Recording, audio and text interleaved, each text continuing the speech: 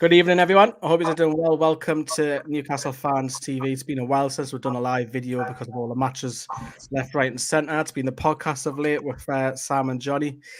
Johnny is out gallivanting, getting absolutely wrecked in a foreign country. So you'll see him very, very shortly, possibly the weekend. I'm joined by Sam, first of all. Sam, how are you? Good, in good form. I was just saying before we come on, it's been a while since I've had a drink on these streams, but I think the time's right to toast the end of the season and what will be a very memorable one in years to come, I feel. I'm the only one that's on the soft stuff, so yeah, big up the apple juice. And we've got someone new. You're probably thinking, who's that in the end? There's a girl on the show. Who is she? Beth, tell us all about yourself. I don't really have much of a story. I'm a bit boring. I just love Newcastle. That's literally the only thing I do in my life. I just watch football all day, every day, pretty much. Like lately, I've literally just sat watching all kinds of football, like the weirdest things in the weirdest countries. Oh, it's another Steve. Yeah, you'll get on well with Steve. Female Steve. But lately, obviously, I've been celebrating like Newcastle. You know soccer, Steve, don't you? American Steve. Yeah. So he's like that. So we've got another one. But yeah, if you follow Beth on Twitter, it's all Newcastle, which is class. I like that. I love that. Every single tweet is with the tune, which is class. Yeah, I don't tweet about anything else. Literally just Newcastle. I like that. So tonight it's the annual keep, sell, or loan. I said it right this time, Sam. Because off camera I was getting it wrong. But yeah, we go through every single player, including the loan players. Are we going to keep them? Are we going to sell? Are we going to loan? And the majority will win. If we're split, we'll try and argue the case. So I think we should begin with Bethan, a nice easy one. I'm going to give you our goalkeeper, Martin Dubravka. He's my absolute favourite, you know. I love Martin. Like, I actually love him. When he's not there, I miss him. You've got to keep him.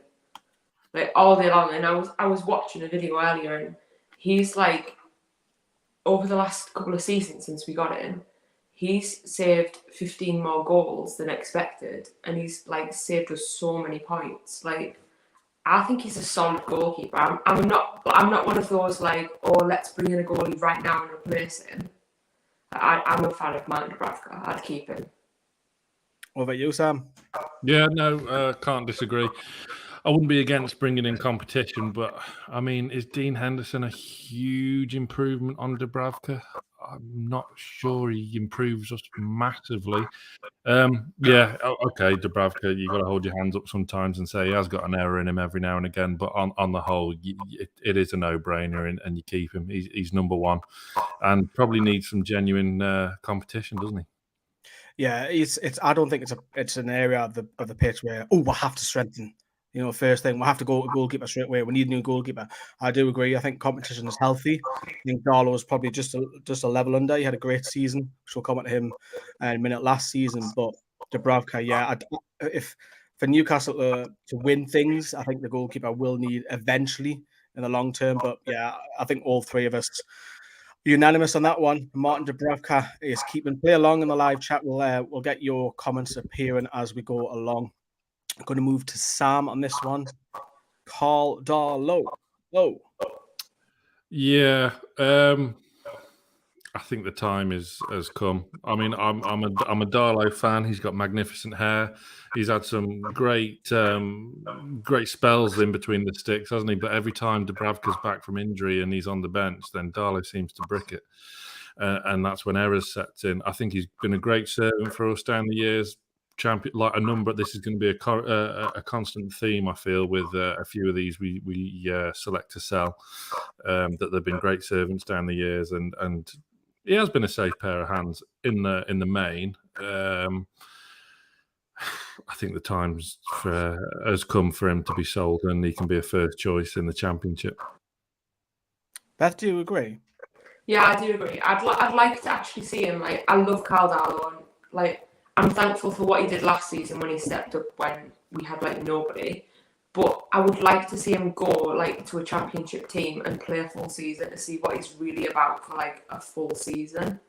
Because he's been quite reliable, but he's not a Premier League first team goalkeeper. And I think if we're going to bring someone else in and like fight with Martin Dubravka over first, there's no point in keeping Carl Darlow around. So I would disagree. I'm outvoted anyway, but I disagree with you both. I think the 3 goalkeepers that we've got, I don't think it's necessary that we have to change any of them. If Darlow's happy to sit on the bench for another season, I'm happy with that. I think it's a strong number 2. If we don't bring in another goalkeeper and our goalkeeping situation is exactly the same thing as it was this season, I'm not upset about it. I just think the time's right, like it has for a lot of these players to be sold. For Carl, I'm keeping your son. I'm keeping you. You're in my team. Forget about these two. These two, different animals. You're on the bench in his team. You're on the bench in his team. Well, you can have the cup games, you know. I'll start with Mark Gillespie. We know he's not going to play any games. We know that. I think he's happy being at the club. Yeah. Because of the homegrown situation where you've got to have 8 in your 25-man squad, he ticks the box. And for that reason, goalkeepers are very, very hard to please because they get very little game time where substitutes can come off and play 20 minutes. A goalkeeper can't do that.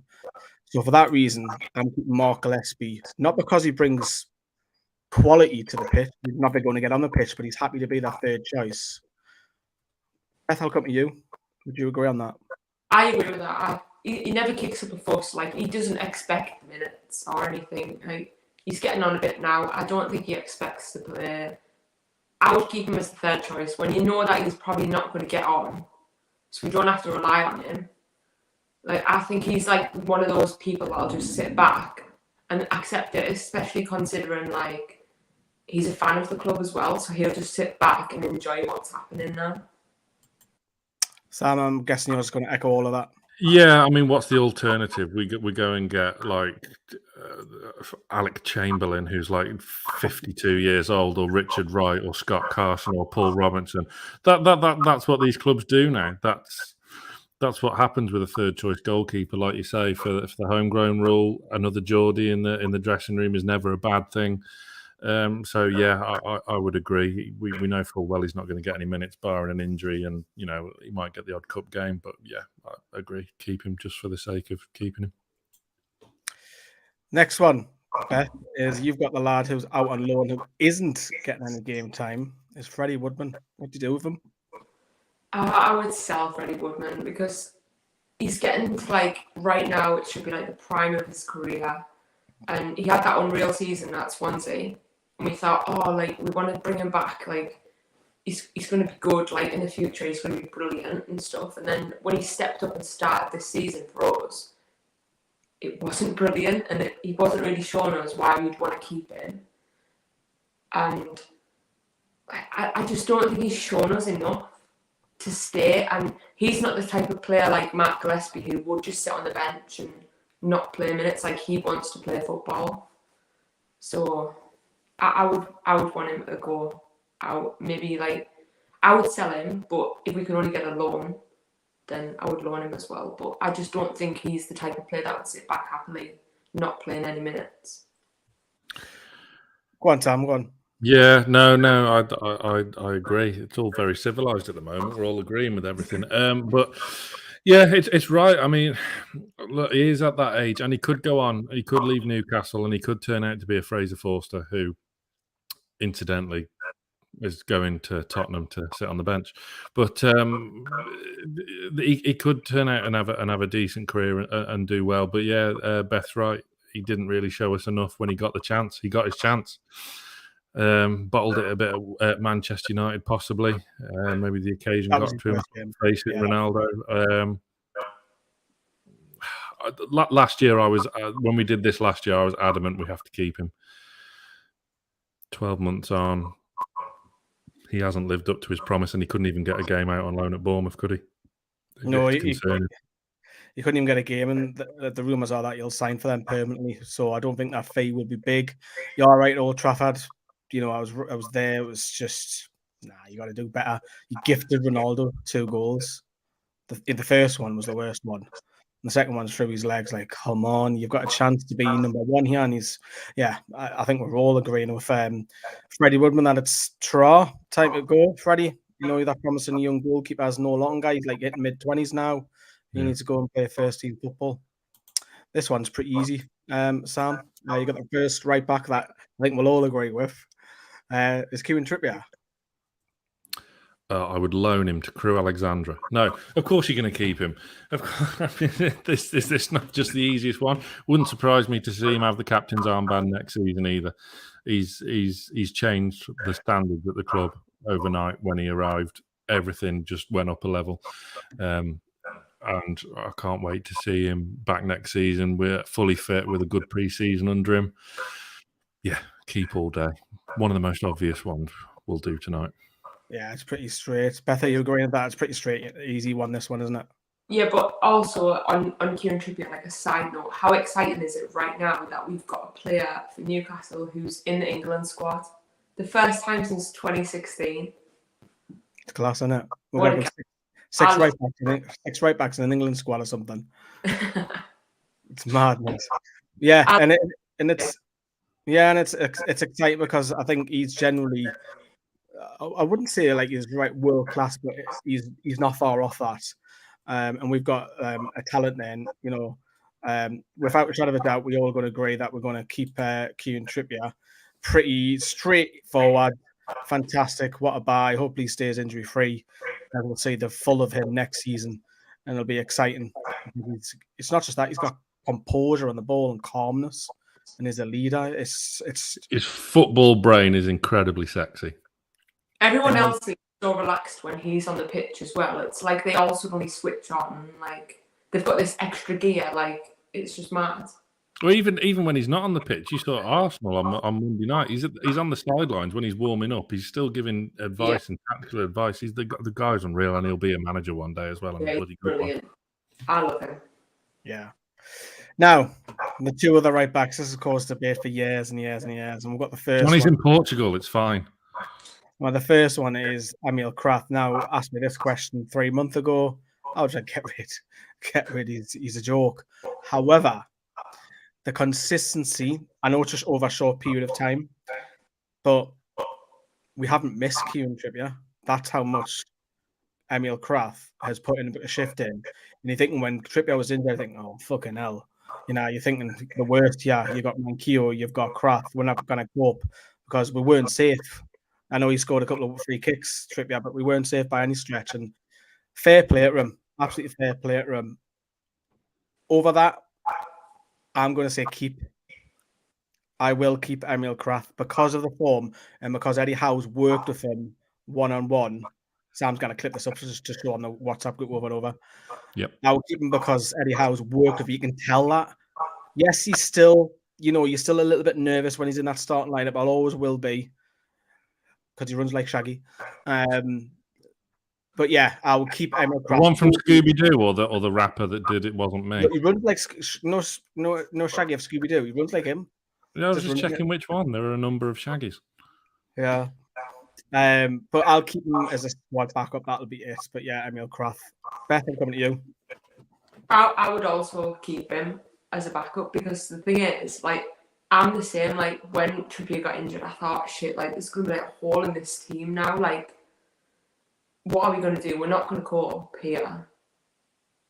And then he came in and he really stepped up, and it was sort of like, it wasn't as good as Joe Linton. Obviously, nothing's as good as Joe Linton. But the way he stepped up, it was like, you weren't looking, like, before, under Bruce, when they'd be attacking, like, any team we play against, we're attacking the side of the pitch where Emil Kraft was. I was like, oh no, there's going to be a goal here, or he's going to slip up, he's going to give up a stupid foul or something.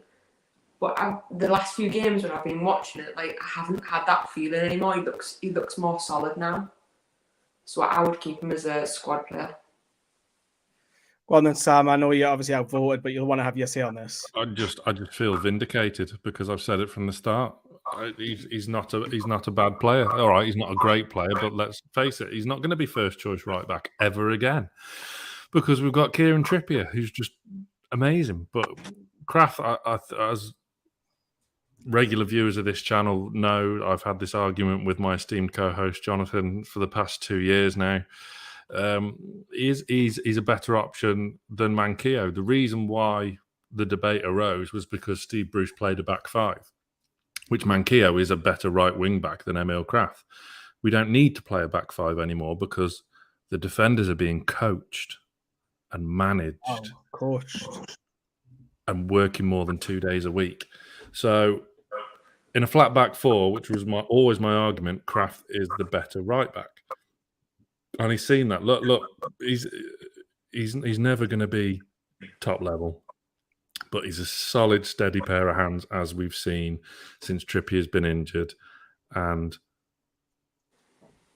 I'm happy. I'm vindicated.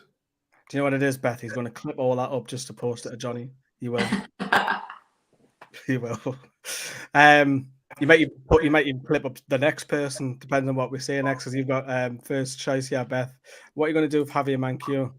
Oh, I love Manquillo, you know. I really, really like him, and I would keep him as a squad player because he's quite versatile. Like, he'll play on either side, and I think with the game that Eddie Howe's playing, he wants like everyone going forward, and Manquillo's really good at that. Like, we've seen it when he came on against Leeds, and he won the free kick. Sensational against Leeds, wasn't he? Yeah, and I just think like he'd happily sit back and not get his game, and he won't kick up a fuss. And then when he's brought on, or like he's called upon because someone's injured, he'll just step up. And it wouldn't be like, oh, you'd look at him and think, oh, he hasn't played for a certain amount of time. And he's obviously not like a world beater, and he's not excellent, but he's good. And I also think like for what you pay to replace him, he's worth keeping, if you know what I mean, because he would cover both sides, and I just really love him. That's all. It's an interesting one for Manquillo because he signed that contract extension, didn't he? Not so long ago. Yes, he's got 2 years left, hasn't he?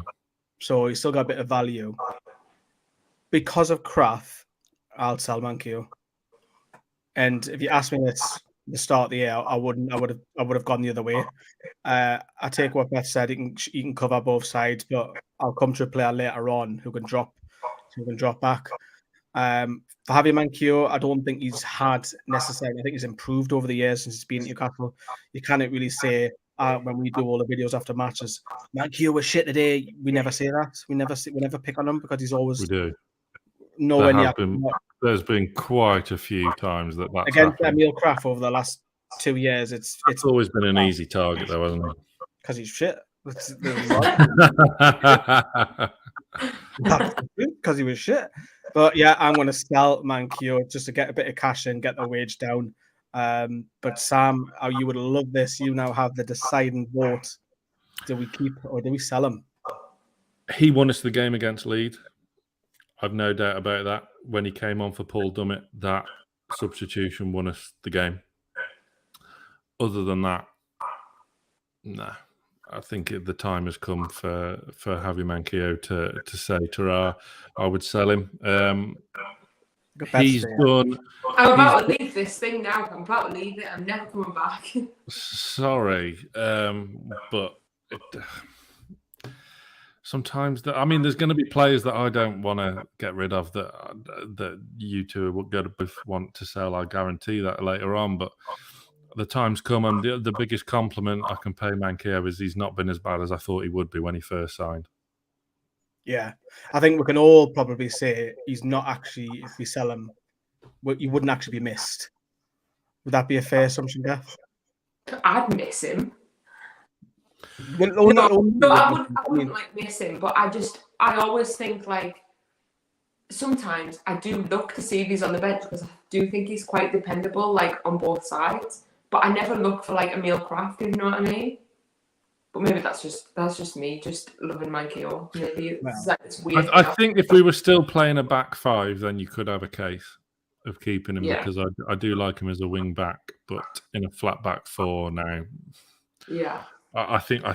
I mean, don't get me wrong. I was all for giving him a new 3-year deal, but things have changed at Newcastle, as we all well know now. But I think we've got to move forward from Javier Manquillo. To be honest, I think we'll probably bring someone in the summer anyway, and then I'll just forget who Manquillo is. So yeah, exactly.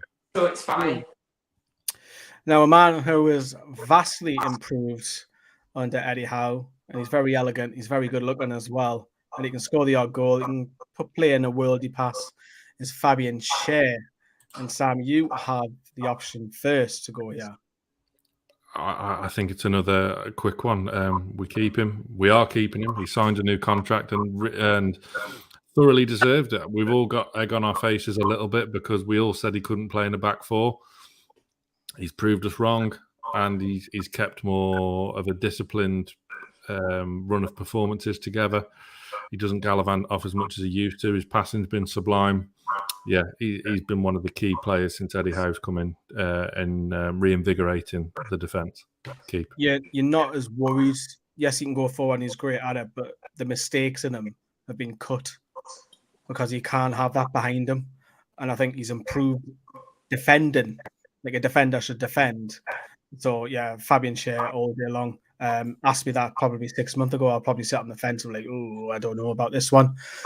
But yeah, Beth, you're probably echoing all of us there. Yeah, I've always been a fan of Fabian, but I think like under Eddie Howe, we've seen like under Steve Bruce, you'd see like one game in every 10 or something where Fabian would put in this performance where you'd be like, wow, what a solid defender. But under Eddie Howe, he's done that consistently.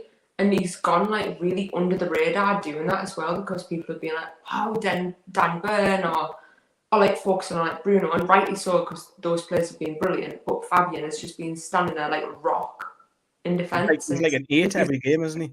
Yeah, he's been brilliant. He's been brilliant. I'll keep him. Yeah, fantastic. It's good to see another player reborn because under Bruce, he's put on the bench. We've barely seen him kind of get a run of games. He'd be in for 1, in for 2, back on the bench for 3. You just didn't find any consistency. But yeah, Fabian Sher's definitely earned that contract 100%. Dan Burn, our friend in Blythe, Sam, remember when we seen him in that social club as he opens up another Thatcher's there. Pretty easy one, this one. Do you know what it is? I said this on video. I wasn't that keen on Dan Burn coming. I was like, oh, really? I was like, that was because we were chasing the likes of Botman and Diego Carlos, and then it was. I think that's what it was. Yeah, but having said that, he's had a couple of games where he's cost lapse in concentration, but overall, I say Fabian Sher's been in. What's Dan Burn been? 8s, 9s for most of the games. I think he's really surprised me. He's really surprised me. So he's going to keep him. He's a local lad as well. Balanced, left-footed. Only criticism I've got is I want to see goals from him next season because of his height. I want to see him get in 3, 4, 5 goals every season because he should be with his presence. But yeah, definitely keep him. What a player. Sam? Agreed. He's had them 2 little mishaps, hasn't he? At Chelsea and forgive me, was it Everton? Yeah, he won at Everton, didn't he? Yeah. Other than that, absolutely sublime, absolutely superb. He's been the man that's come in and shored up that left-hand side of the centre, isn't he? After Steve Bruce sold Lejeune, which I'm still bitter about. But I'm not over that. Lejeune is my man, Keogh, Beth. It's an obvious one, isn't it? It's keep all day. Yeah, Beth, anything you want to add to that? No, I really like Dan Burn. I'd keep him, but also I just want to add, like, it surprises me how good he is with his feet. For like such a tall player, he's really good with his feet, like at playing the ball out and things. Like I like him. I like him. I'd keep him, especially in comparison to the other centre backs that we've got. Yeah, they're literally been first choice since January, which again that surprises me because I thought Dan Burn and Fabian Sher first choice centre back for the rest of the season. We're going down. But yeah, fantastic. Now this one is an interesting one. Jamal Lascelles. Now, go on, Beth. You go first on this one. Oh, I think this is like actually a really difficult one because even he has stepped up his game under Eddie Howe, and he's surprising me that like he's been sat down to rest. Like, we don't really want him in the first team anymore, but he's still there, ready when we call upon him. And when he's played, it hasn't been like as bad. So I don't know if I'd keep him, but it depends on who we bring in, really, for me, with Jamal Lascelles, because he's not the type of player that would just sit around all season waiting. like as a backup. I don't think he's that guy because he was our captain. You can't go from having him as our captain, our first team defender. He's probably like one of the first names on the sheets in previous seasons. I don't think he'd be like cool with being like, look, you're not really going to play. Yeah, you look for a move if you sat on the bench all the time. Yeah. So I think I'd sell him if we brought in like one or two centre backs, but if not, I'd keep him as a backup because he's not like the worst, but he's obviously not the best either. Like, I don't know, it's just a tricky one. So right now, then, are you keeping him? Because we haven't got them centre backs. Yeah, as it stands, I've got to obviously, but if we brought in like one or two, I'd sell him because he's still a type of player that could go on and have a career somewhere else. Like, and I don't think he's that happy. Like, I don't think he'd be happy sitting on the bench. Not especially when he was the captain of this football club. Right, go on then, Sam. It's a tricky one, isn't it? And it's one of the ones that's going to spark the most debate. My opinion of Lascelles regarding this has never changed, and I would always be inclined to keep him. I think he's incredibly proud to be captain of this football club throughout probably one of the most darkest periods in its history. And he's done it with pride, honour and distinction, in my opinion. First season back in the Premier League, absolutely superb, on the cusp of an England call-up. Like a lot of players we're going to discuss tonight, they were completely bruised, suffered with niggling injuries. I would keep him. He wouldn't be my first choice. I'll fully accept that. He wouldn't be my first choice next season. I would keep him as a squad centre-back. For me, if we replace him with James Tarkowski, that's 6 and 2 threes for me. That's just no improvement at all. Yeah. It's just one for another. So, I mean, I would sell probably the next two centre-backs we're going to come on to. So, well, not sell, but be getting rid of. So, Lascelles would probably go into next season as my, fourth choice centre-back. So we've got keep and sell. Oh, drum roll. Get rid of him. Sorry, not good enough. Simply not good enough. Gonna call but he's shown before he is. 2 years too late. Yes, I take your point. First season under Rafa was sensational, and then even under Rafa's form just started to gradually come down. And then under Bruce, he's being boosted. A lot of players are being boosted, but he's just not for me Premier League quality. If Newcastle want to get top 10, you don't have Jamal Lascelles on your side. We finished 10th with him and Lejeune centre-backs, just like to point out. You did, but going forward, if you want to have a continuous top 10 finish and your aim is to try and get Europe, you don't have Jamal Lascelles on your side. Sorry, but I'm selling him. Yes, I know he's captain. That opened it up to Kieran Trippier for me. Jamal Lascelles, you bring in like a Diego Carlos as Van Bottom, you bring in a marquee for competition for Shane Dan Burn, you replace him with Lascelles. I know the other one or two reserve centre-backs which will come on who will probably go as well, and that might be an opportunity for Kel Watts. We'll come to them in a second, but yeah, Jamal Lascelles is outvoted. Sorry, Sammy, outvoted on that one. We're getting rid. Trot. Salavi. I'll let you have first pick on Federico Fernandez though. Gone.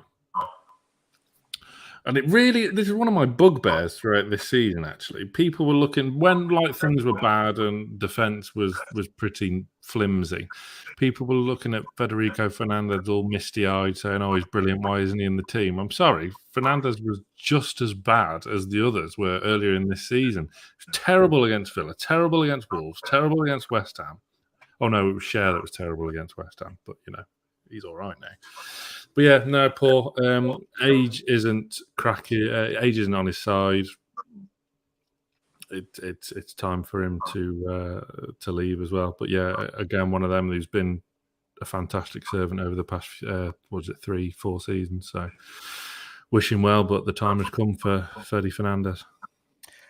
And I'll go next because I'll keep him. And the only reason why I'll keep him is you've just mentioned it. I think he's got another year to go. We're not going to get much money off him. I think I'll just have him. No, I thought his contract's up. No, he's still got another year. Well, transfer market say he's got another year. So, and so did the Chronicle as well. But for me, I would keep him just to sit around in injuries. That's it. That's it. I'll just keep him for that reason alone. I think he's steady, and that's as far as I'll go. But Beth, you have the final call on this. I was stuck on him as well because he's like. You're going to upset one of her? No, I like him. I think he's like. You never expect more than him, more from him than what he gives, and you know that he's capable of like a mistake, and he can't really like. He's not the fastest of centre backs, is he? Like he's getting on now, and I also think the way we're playing now, we've evolved. Like without him, like he's not that like ball playing centre back. Like he's not that guy. Oh, I don't know. Now you've put me under pressure. I don't know. I think. Welcome to NFTV. I think I would keep him. What for? What reason? Simply because if we got rid of him now, we're not getting really anything for him, so it wouldn't really make a difference to us. And he's not like he is quite dependable when we call upon him. He hasn't been this season. He hasn't this season. I would agree on that. He just can't really play the way we're playing right now. So I also don't know. Well, the first half of the sentence was correct. He can't really play. I just don't know what to do anymore. You've put me in this sticky situation. The thing is, if you keep Fernandez, this is what I was debating with. If you keep Fernandez, you block Cal Watts. Because there's a decision made on Cal Watts, which we need to come to in a second. I think it is. Because I think Cal will come to Watts in a second. But go on, Beth, you've got the deciding vote on this. We keep Fernandez. We keep him Fernandez just to be on the squad. That's it. You've got to also be realistic as well. Like you can't like get rid of 15 players. Yeah. You know, there is realistic. But you'd still get rid of the captain ahead of a 34-year-old centre back. Because I think who is slower than a glacier. Because Lascelles expects to play. That's why I get rid of Lascelles. Yeah. Fernandez doesn't. You get more from Lascelles as well. So I'm just clicking on all the ones that are agreeing with me. That's the beauty about this type of video. We're going to agree and disagree on a lot. I've seen that. Do you know what? I didn't even think this was one for debate either. I genuinely didn't think this one was up for debate. Just the squad. That's it. Because I'll go on the next one. I'll tell Paul Dummett. And now he's just signed a contract extension. As I was humming and on when I'd done this video outside St. James's Park, I was not so keen. So this makes my decision a little bit easier. If I'm keeping Fernandez for squad depth, I think he's more available than Paul Dummett. Dummett's too injury prone. Yes, he can fill in two positions. Yes, he ticks a green box because he's a homegrown player. He's just, I don't think he's a bad player. He's just, can he give you more than 10 to 15 games a season? I know he's signed the 1 year contract extension. We know that he's staying. But if I had my way, I wouldn't have done that. So I would have sold Paul Dummett. Beth, I'll come to you on this one. I agree with that. I think like with Paul Dummett, like the games that we've actually seen him in this season, he doesn't look like the player that we were like, oh, come on, it's Paul Dummett. He doesn't look like that player anymore. He looks a pace behind. Like, he doesn't keep up with people in the Premier League anymore. And we want him. He's that player that you want to do well because obviously he's a local boy. You're like, come on, it's Paul Dummett. But he's just not that boy anymore. Like, I would just sell him. Sam, you're nodding this time, though. Yeah, no, I agree. Like Paul Dummett, he hasn't got the legs to play left back anymore. We saw that against Leeds. Hence why Manquillo won us that game. He hasn't got the legs for left back. Don't mind him at left centre back. Don't mind him there at all. 7 out of 10, consistent. But yeah, mystified me this one. He's been given a 1 year extension, which takes him to 10 years at the club. Maybe that has something to do with it, so he'll have a good testimonial. But apart from that, again, injury prone, and if he's going to be your backup left back, he hasn't got the legs for it anymore. Yeah, I totally agree on this. I like Beth go on this one because I think this one might be unanimous. Kieran Clark. I just want to say thank you to Kieran Clark for that red card against Norwich, first of all. Because now we all Hindsight's a wonderful thing. Joe Linton is now the most incredible person we've all ever seen play. He's just beautiful. Sell him. I would actually pay someone to take him. Like, he's not up to scratch anymore in the Premier League. Like, he's not. Every game, it's like, you know them players where you think, oh, there's a mistake in him. Kieran Clark, it's like every game there's a mistake in him. And I don't think he's like reliable at all. Like, genuinely, I just think he's like probably one of the weakest defenders in the team. I don't know him anymore. But I do, like, the few seasons before, brilliant, thank you. Like, he was coming on strong, but now, no. Yeah, I'd agree. And Kieran Clark, you're right. Brilliant partnership with Lascelles for the first couple of years, the Championship, the Premier League. Villa fans were like, oh, he's got a mistake. And we were like, no, he hasn't. It was his player. This is a great buy. But now, you know, he's in his mid-30s. He can't even get on the Irish side. And no disrespect, the Island side, the worst I've ever seen it. It is. Yeah. And he had that red card after 10 minutes that could have killed her. Hindsight. And we all thought, Jesus, just when we were starting to get somewhere, that's it. Yeah. That was at the time, that was a must-win game. And then when he came back in the squad, he ducked, didn't he? That crossed and he ducked. Yeah. And it goes in, and then there's a goal. I'm like, how are you, man? But yeah. What about when he was in Dubai and he was trying to like fight somebody in a friendly game as well? In the camp, he was trying to punch someone, wasn't he? Yeah, it's just. I think we'll go on. You can have your say, Sam, but I think it's pretty obvious. Thank you for your service. Ta-ra. Yeah, we'll go. The next one, I did say that we will come up to him. What do we do with Kel Watts?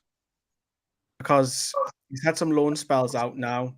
I said this 12 months ago. He should at least now be part of the Newcastle squad. At least. You can't register as an under-21 player, so he has to be registered as a player. Has had some great spells out on loan.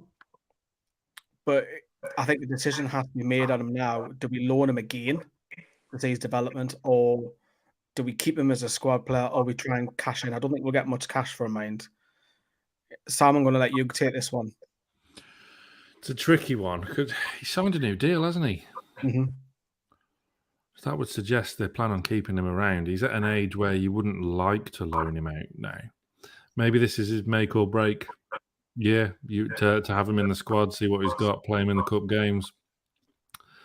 It's a real tricky one. I don't think you can loan him out again. I think it'd be a waste of time. You've got like similar to Freddie Woodman. The time's come now whether you've either got to go with him or let him go.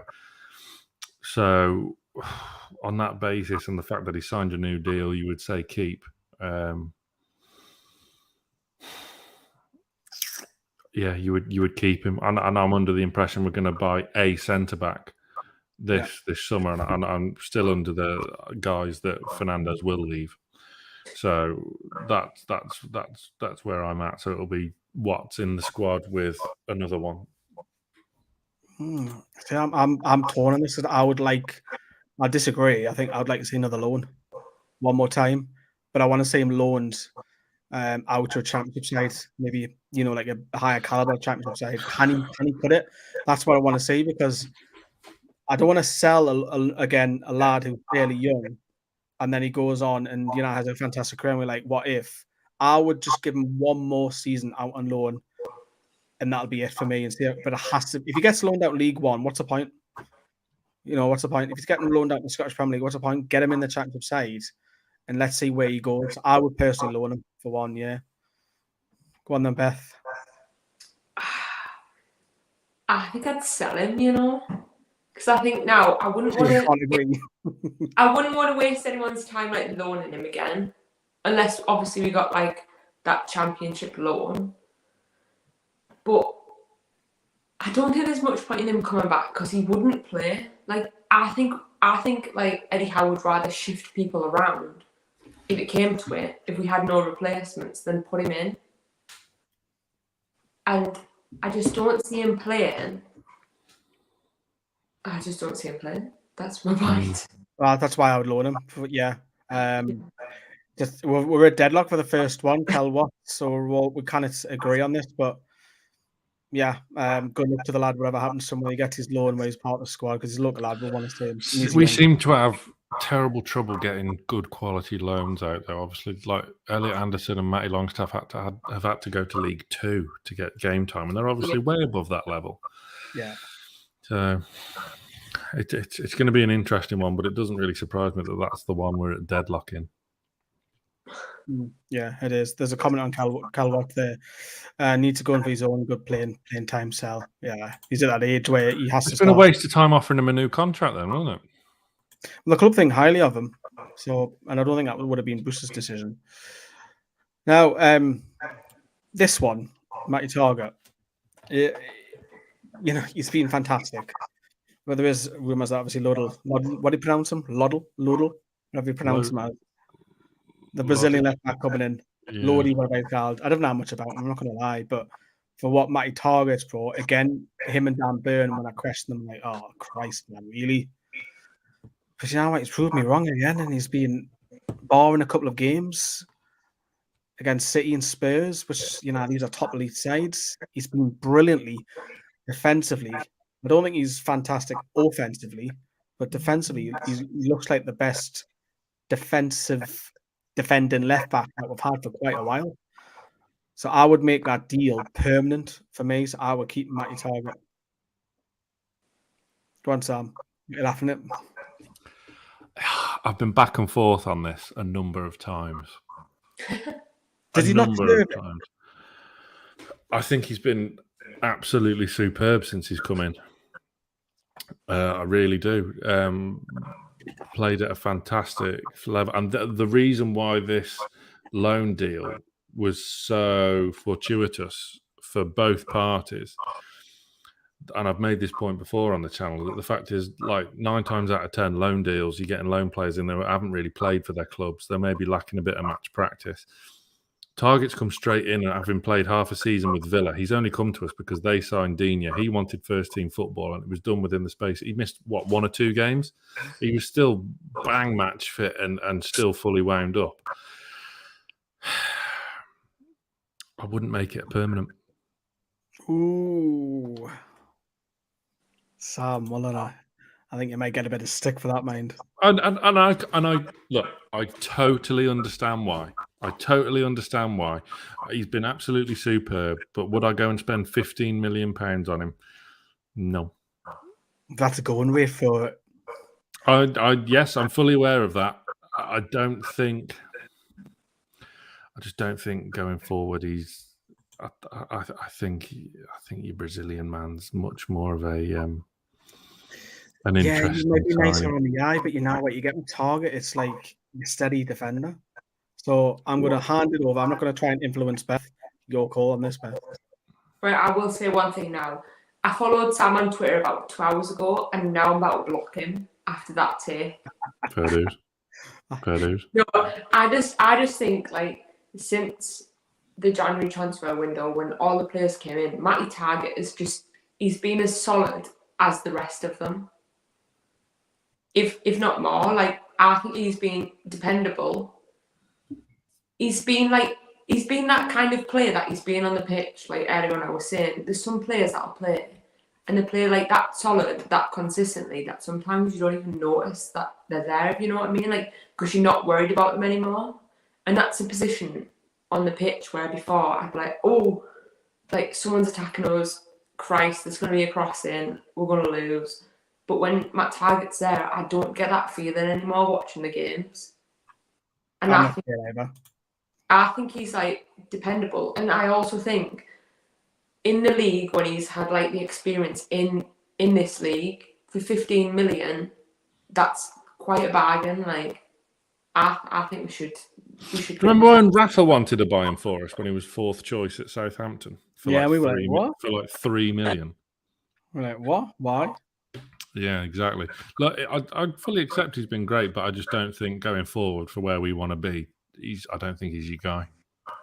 I think for the short, medium term, you've got to sign him 50 million. And then, if you want to try and progress, I don't think Matty Target will be here for long term if Newcastle are going to splash the cash and go crackers, which we'll have to see on financial fair play. But Yeah. So you think Villa have made just a massive cock up by basically because he's now going to be essentially he's going to be on the move this summer, isn't he? Dini's their first choice left back, so he's going to be. They're apparently looking for another left back as well already. So that may tell you that it's done. I mean, yeah, you're quite heavily outvoted on that one, Sam. I think you've had that's fine, but we'll see. I think he ends up at Fulham. Fulham. Nah, he doesn't want to end up in the Championship next season. Any chance? I think for 15 million, what he brings, I think he's proven over 15 games he's been brilliant. Yeah. This one then, for a lot of speculation, and he's on his way. Barely got any game time under Eddie Howe. Is there ever a transfer window where there's not speculation that Matt Ritchie goes? When he's rumoured every year he wants to move back down south, and I think Ritchie would probably accept a division drop now, or even possibly even 2 division drops to go to Portsmouth. He always said he wants to end his career there. Who did he tell that to? This guy. Yeah. When I surprised at that day. Yeah. When we had Matt Ritchie on the channel. Love him to bits. What an absolute warrior and psychopath he's been in the nicest possible way. He's been an absolute incredible. He's been one of the most important players in the past 5 years for Newcastle United. Yeah. And I don't say that lightly. He was a monumental part of the promotion winning season. And winners, and the first season back up, winners against Arsenal, Manchester United at home, 2 huge wins, Manchester City as well, that's the season after scoring the winning penalty, switched to a left wing back under Rafa and looked more than capable. He's brilliant, but again, the time's come for him to go and have a proper family life. His family still all live on the South Coast. So, look, I can't wish him well enough, but now's the time to sell Matt Ritchie. And, he'll be forever fondly remembered. Beth, are you agreeing with that? Yeah, I think, all fans will agree with that. What he gave to this team. Am I unblocked now? Yeah, you're unblocked now, but you're not followed back yet. What he gave to this team over the last few seasons was brilliant, and it's not even just him. People say all the time, the presence of him and things like that. That was so important to this team, and he was a real leader for us when at a time when we had no leaders in this squad at all, and he drove people on and he drove himself on. And no matter where he got played on the pitch, he was willing to give 100%. So I think we'd all always look back and thank him for what he did for this team. But I also now do think, especially the way football is now in the Premier League, wing backs need to run forward and attack, and that's where he plays now. I don't think he can keep up with that anymore. So I think he does need to move on now. But it wouldn't be some of the players I look at and I'm like, oh, I don't want you to leave. But for him, for the sake of him and his family and him playing football, because we all know that's what he loves, I would be kind of happy. It'd be a bittersweet moment to see him leave. If you know what I mean? Because next season, that he'd be happy and he'd be doing what he loved, and all the rest of it would come with it. Yeah. Because I don't think he'd leave to go anywhere. He'd go to where his family would be happy. Yeah, which will be, he could go back to Bournemouth. Premier League. Portsmouth is the one he said, yeah, I would agree on that. He's barely touched the ball. Found his position wing back under Rafa. I was like, bloody hell. It's a bit like Joe Litton. I've just changed the player around. And I don't think it's the same effect, don't get me wrong, but Ritchie did a great job at left. No, because Ritchie was fantastic on the right wing, cutting inside. Had an absolute wand of a left peg. So I can't wish him well enough. He's been absolutely fantastic. So. Yeah, and then obviously was moved to left wing back and found his role. But yeah, Matt Ritchie's unfortunately, it's I think it is time he's barely kicked a ball. And that tells you a lot of stuff about players when they're barely getting any action. The next one is a guy who wasn't registered in the 25-man squad, and I feel from a little bit because he showed a little bit of form and then gets injured. And I was like, oh, how unfortunate can you be from this? So Jamal Lewis is an interesting one. So we'll wait to Beth. I don't know what's happening with Beth's camera, but we'll wait. She's gone for another beer. Oh yeah, she might be going for a beer. Go on then. Let's debate this one out. What do you do with him? Because if Richie goes, does that make him second choice with Matty Target if he's signed? Or So, if it were me, obviously this isn't going to happen, but if it was me, I wouldn't be signing Target. I wouldn't have extended the deal for Dummett. I'd be selling Matt Ritchie. I'm keeping Jamal Lewis. So you would keep him? I would keep him because, and I'll tell you why. I want to see, right, when we signed him, think back, and we were all in the pub in Wakefield. Me, you and Johnny said, that's a good signing, takeover or no takeover. That's a good signing. Yeah, we did. And I stick by that. I think when he's come and worked straight under Steve Bruce, one, doesn't help things. Two, he's got ASM in front of him. Nightmare. Doesn't really help things. Does that not show you how good Matty Target was? Yes and no, but the systems have obviously changed, and you had Joe Linton coming across to cover as well. I want to see what Eddie Howe can get out of him. There's bundles of potential there. So while Target's current level is here and Jamal Lewis is here, I think Lewis has the potential to be up here. So I would be keeping him, and I'd be getting Lodi in as well. They would be my two left backs going forward for the season. So I'm going to disagree with you, but I don't think it's a negative. I would loan him out to get game time. The lad, I think he's a confident player. I think he's that type of player. If you give him a lot of love, put your arm around his shoulder, I think that's where you'll see the full benefit of him. Joe Linton. Yeah. I want to see him work with Eddie Howe. Yeah. So for me, I would loan him out. But Beth, you've got the call on this one. No, I also would loan him out. But I also think part of loaning him out is because he had that injury that has set him back. And sometimes like these injuries can make or break a player. And like, I want to get him the game time because I don't think he'd be ready from this injury now to come into this team under the pressure that they're under now to play the way we would all expect him to play. You know what I mean? Especially when we've had like Matt Target playing there, or like I just don't think he's up to that standard. And he's still so young. So I think a loan period, like even just like a 6-month loan, he would benefit from. So I would loan him out. Would you say like a championship side? Yeah, definitely. Or like a Nottingham Forest if they come up, like a lower Premier League side. Someone could benefit from him because I really do rate him. I think when he came in this season, he'd start to pick up, hadn't he? And like his performances start to improve, and then he got that injury. But I also do think he's one of those players that like all of the fans need to get behind for him to perform the way we want him to. Yeah, I'd agree. Mike always lags at this time, by the way, always on the hour mark. So yeah, I was waiting for that. Yeah, it will fix itself. It'll have a little flicker, and then it'll fix itself. Give it a couple of minutes. I will be lagging for a couple of minutes. Talk to me about Bruno, Beth. Oh, Bruno's just sensational, isn't he? He's honestly like I'm still young, so like as far as I'm aware, he's like one of the best players I have watched in a Newcastle shirt. Like he is just brilliant, and the things he can do with a football are just like sensational. Like there's some things in a match that like you'll watch it live and then you'll watch it back again and you'll just think, has he actually just done that? Like he's just incredible, and he opens up so much space on the pitch, and he's also a massive like fangirl of all of the players that we have there. So he's like fully supporting the whole team, and it picks everyone up. So I think like as far as morale goes and his capability on the pitch, he's just a brilliant signing. I love Bruno. He's so important, and I think he'll star in this team for like at least 5 years because he's just brilliant. He's embraced it as well, hasn't he?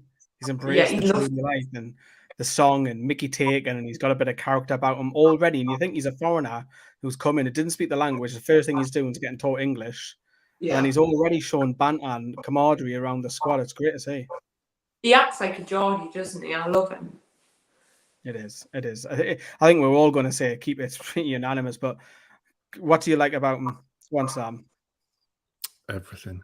I'm just look. We were what stood you're doing, outside. We were stood outside St James's after the Leicester win, and we were swooning over him then. Whilst I saved you from a deadly bumblebee, but it was just the guy's on another level. Like he's again like.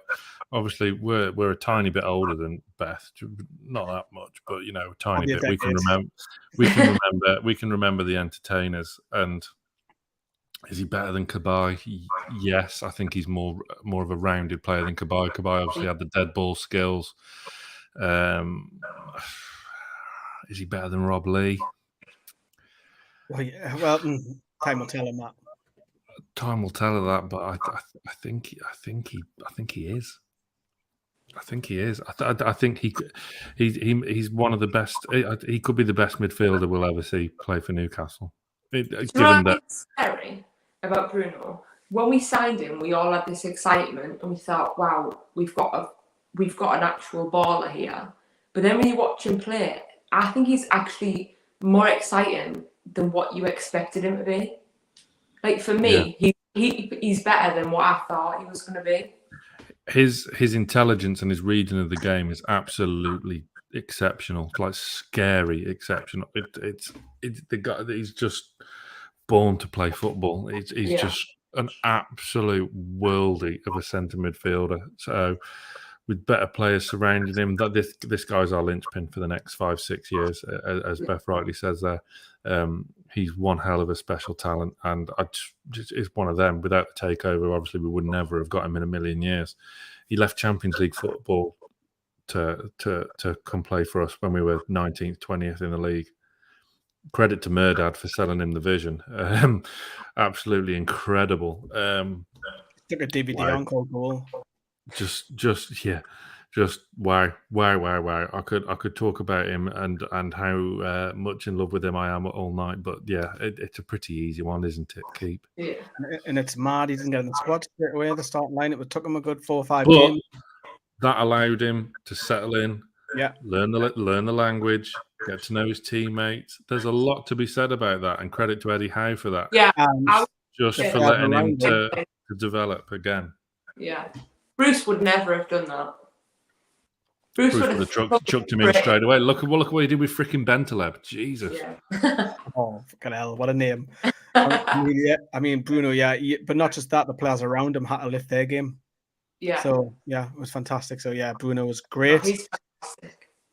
A guy who's not just caused debate, he's really caused debate for a few years, Joe Shelby. I'll go first as well. I'm keeping Joe Shelby. I think he's a different player than Eddie Howe. He's one of them players. I wouldn't say he's been reborn like a Fabian Sher has, but he forms more consistent. And stats don't lie. When he starts, Newcastle win more games. And it's interesting that we don't actually play any sitting midfielders, a specialist who will sweep and tackle and whatever, like an Isaac Hayden would. We've got 3 set midfielders who can interchange. And we've seen Joe do the press. We've seen Joe Linton do it. We've seen Bruno Gomes do it. The only thing I would want from him is more goals. I've said that for years on this channel. He needs to be getting 5 to 10 goals every season for me. But Joe Shelby, he loves it, yeah. He's English. Another tick on that 25-man squad. He's got it. He's staying for me all day long. I'll come to you on that one. I've always been a fan of Shelby's. Like, obviously, there's always been games where he can frustrate the living hell out of you, but I've always kind of, I suppose, stuck with him in a way. I mean, don't get me wrong, I've criticised him when it's been right to, but I've always thought he's been really, really good. I mean, it's just a lot. I mean, we're obviously going to make comparisons between now and the last manager, but we know full well the whole team was stagnated under that previous manager and the system he played. He was different because he would pick the ball off the defenders, then look 60 yards and then ping it. He doesn't do that. Yeah. Different system though now as well, isn't it? I mean, sitting in front of that back 4, which we've come out of games sometimes last season going, when you're playing the teams down the bottom, you don't need to play Hayden and Shelby. Shelby can sit there and ping the balls around, and you can play a bit more of an attacking centre midfield to arrive into the box late, as in what happened with Willick towards the end of not the season that we've just had, but the season under Bruce. So I mean, look, I'll be keeping Shelby. There's no real debate for me, but I think he's in his correct position now. I think he is more of a deep lying centre midfielder who can sit in front of that back four and do what he does best, ping the balls around. And I've just never bought into the myth that he's lazy, because his stats just doesn't back that accusation up. Go on then, Beth. No, I actually have always been a fan of Joe Shelby. Like, I've argued with so many people about Joe Shelby because he's one of those people, like, even before when we weren't performing, you knew he was capable of so much on a football pitch. Like, his ability on a football pitch is up there, like, and the way he can ping a ball and his vision on a football pitch is just incredible. Like, it is up there, like, the passes he can make. And at a time, he was the only player in our team that could do that. And obviously now we've got Bruno, who can also ping a ball, and he is that, like, he's got a similar vision. But Joe Shelby, he's one of them for me. He was like an obvious keep. Like, I actually really like Joe Shelby, and now under Eddie Howe as well, he's back to that player where we were all like comfortable with him being in the team because you knew what he was capable of, and he was back to playing how we all expected that whole time. Yeah, most of the comments are saying keep.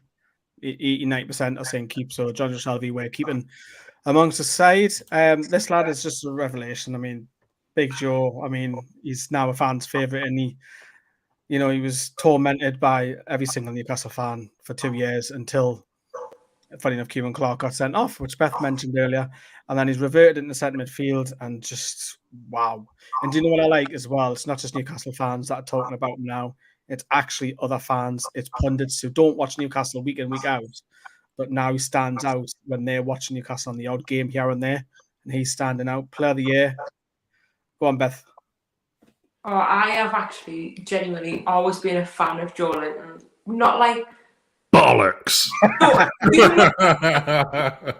Joe Linton. I've always been like, not like, oh, he was brilliant before, but you could just tell like he wanted it and he was trying. And then when he got sent off, when Kieran Clark got sent off against Norwich, and he just naturally moved himself, you could see it was like he has this like quite good football brain. And then his positional play thereon is just been fantastic. Like, everything he's done pretty much like from that game until the end of the season has been faultless. Like, he's been brilliant, and he's been like this colossus like midfielder. Like, box to box, he's been brilliant. And when he scored them 2 goals, I cried a little bit because I've never wanted a player to like celebrate more and to like have the fans screaming his name more. Like, I just think the way he's turned this season around has just been fantastic. I think he's been brilliant, and I would always keep Joe Linton. Sam, is that the best recovery from a player you've ever seen at Newcastle? Yep. How can you not? I mean, I said this on Scoring the Players. Forgive me for repeating my own jokes, but I say jokes. For all of Steve Bruce wanting to play players out of position, ironically, one of the very few players he didn't play out of position really was Joe Linton. Why didn't he try him in centre midfield? Why? The guy looks. I mean, against Arsenal and Man United, looked every inch a £40 million midfielder. Has had some few poor performances in there. Let's not get away with that. But every single member of this squad has had poor performances this season. That's just the nature of where we are at the moment. I thought he was pretty poor at Everton away, but he wasn't the only one that night. On the whole, wow, what character, what ingenuity, I agree with what Beth said there. He looks like he had like a good football brain about him now. Whereas before, I always used to slag him off because he had no idea. He had no positional play, positional awareness. He had no awareness of where he should be, where he should be stood, where he should be channeling his runs to. But you play Isaac Hayden up front. How many goals is he going to get you a season? That's essentially what we were doing. So it just looks an absolute beast in midfield, and it just seems so obvious now. So obvious that that's where he's going to be. I mean, he will make the Brazil squad at some point very soon if he keeps on going. It's an obvious keep. He's been absolutely superb. I know, like last year again when we did this, like Johnny said, if we get an offer of 10 million and let's get rid. And I was on an hour and a bit, but then it was the way he started the season, same old under Steve Bruce. It was, how can you kind of not? But I always thought there might be a bit of like a John Dahl Thomason about him, and that he could go somewhere else into Serie A and be quite a good forward or a number 10. But no, he just looks an absolute beast of a centre mid. He's brilliant. Do you not think as well you've got to give credit to him, because there was like all these reports, wasn't there, coming out like he was hiring people to help him with his game and like review all of the games afterwards to see what he was doing wrong and what he wasn't doing enough. And he was going home and he was paying people to work on his game. So that's him. That's him showing that he actually cares as well, like about what he's doing. His attitude and his character, I don't think has ever been in question. Yeah. Because he's just kept on plugging away, and you could see his head was down when he was stuck isolated up front, and we all got frustrated with him. But yeah, you're absolutely right, Beth. Like he's been determined, and he was not to be defeated, and it makes you so proud to see. Yeah. It's just absolutely. I just can't wait to see more of him. What can he develop into now? There was other people that would hide away under the criticism that he was getting from us, but instead he chose to like hire people and pay them with his own money to improve his game, and he's naturally just got so much better. And I'm honestly, I've never watched a football player and been so relieved to see fans singing that person's name, because he deserves it so much. He honestly does. He's incredible. I love him. What was it when I was at Norwich? It was actually quite emotional. I was next to 40. It was actually quite emotional just watching, because all the players came over and clapped over and then walked off. Cameras didn't pick it up. Joe Linton stood there afterwards for a good probably 5 minutes, just doing this, taking it in, clapping back, and we were just singing Joe Linton. He's Brazilian, just non-stop, and it took him ages to walk off. And that's the kind of love. Do you know what's funny? And I do like about him. As soon as there's a tussle, who's the first person there? He would fight anyone, wouldn't he? Oh, he's straight in. Yeah. Who it is. He pushes you out. He doesn't give a shit who you are. Yeah, he doesn't even look, does he? He's straight away. He's just like, right, I'm going to pray you. That wouldn't have happened before when he was up front, because what happened when he'd go up for a header, fall flat on his arse, and look around and just slowly pick himself up, dust himself down. Him now, like they're fighting him now. It's like, I think also like the fighting him now is like, because he knows his own ability, but also he knows how much the fans love him. So he's just like, he's ready to go for anyone. And I love that. I rate it. And I think the turnaround he's had now is up there. Like, it's just brilliant. And I'm really glad to see it. Yeah, it's just class. I was the first person over there to start a fight. Player of the season as well. I mean, I know you mentioned it, but I can't underestimate how much of a big deal that is. Player of the season. Yeah, incredible. Wow. Absolutely incredible. It is. Joe Willick is the next man who's probably slightly got better with the games under Eddie Howe. It's interesting what's going to happen next season, whether he's going to be in that midfield three or he's the next guy to then come in. Sam, I'll let you go with Joe Willick. What do you do with him? Keep him, squad midfielder, squad depth. Look, it was never going to be the case that he'd go on a mad goal scoring run that he did the previous season. That was never going to happen. I think we all knew that, but there's still a bit of weight of expectation. We were all chuffed that we signed him on a permanent. Let's not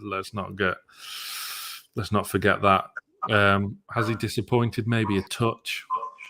He's not making the same runs that he did on a whole this season, but I would still keep him. There's definitely a player in there somewhere.